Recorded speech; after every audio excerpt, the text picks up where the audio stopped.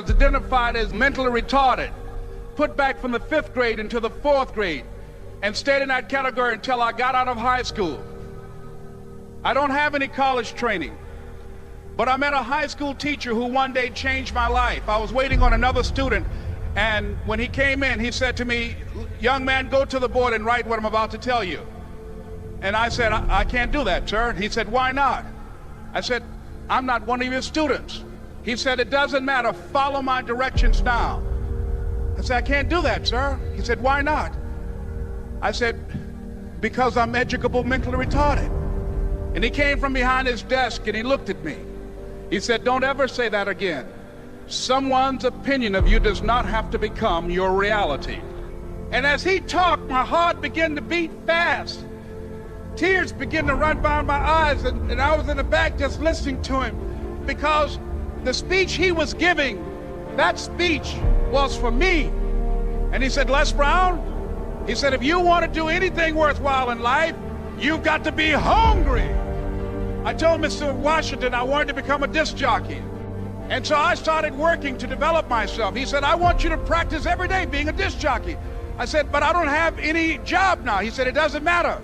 He said that it's better to be prepared for an opportunity and not have one than to have an opportunity and not be prepared. And as I was working to develop myself, I applied for a job as a disc jockey, WMBM on Miami Beach. I went to a guy named Milton Butterball.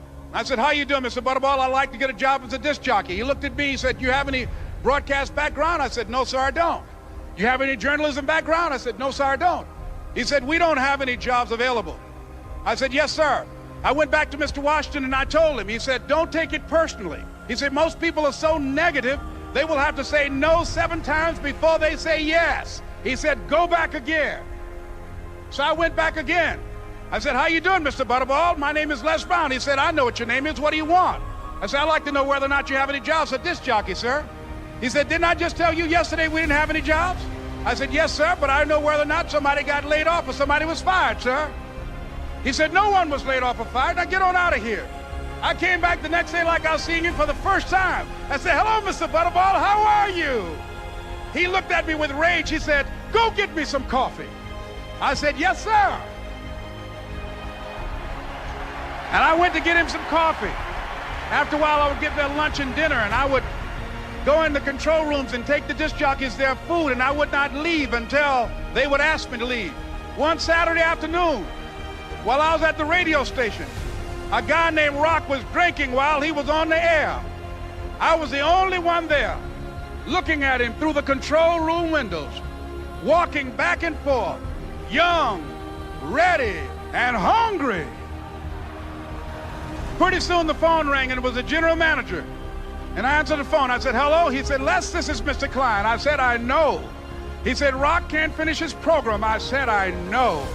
He said, "Would you call one of the other DJs in?" I said, "Yes, sir." I hung the phone up. I said, "Now he must think I'm crazy."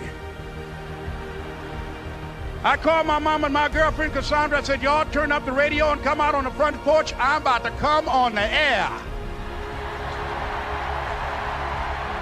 I waited for about 20 minutes, and I called him back. I said, "Mr. Klein, I can't find nobody." He said, "Young boy, do you know how to work the controls?" I said, "Yes, sir." He said, "Go in there and don't say nothing here." I said, "Yes, sir." I couldn't wait to get behind those controls. I put on an old Stevie Wonder record called Fingertips. I sat down behind that turntable. I said, "Look out, this is me, LB Triple P, Les Brown, your platter playing papa. There were none before me and there will be none after me. Therefore, that makes me the one and only. Young and single and love to mingle, certified, bona fide, indubitably qualified to bring you satisfaction, a whole lot of action. Look out, baby, I'm your love man." I was hungry. I was hungry. You got to be hungry. Begin to know that you have greatness within you. And if just one of you here begin to envision yourselves as being blessed and highly favored to reach your goals, if just one of you capture the essence of what that means, that you have greatness within you and a responsibility to manifest that greatness, that you can make your parents proud, you can make your school proud, you can touch millions of people's lives And the world will never be the same again because you came this way. It was hard, ladies and gentlemen, coming to speak to people. And I was facing financial difficulties in my own life. I was behind on my bills and my dreams, and I'm saying to them, you can live your dream. It was hard, ladies and gentlemen. It was very difficult to pick myself up each day believing that I could do it. There were times that I doubted myself. I used to ask myself, can I do this?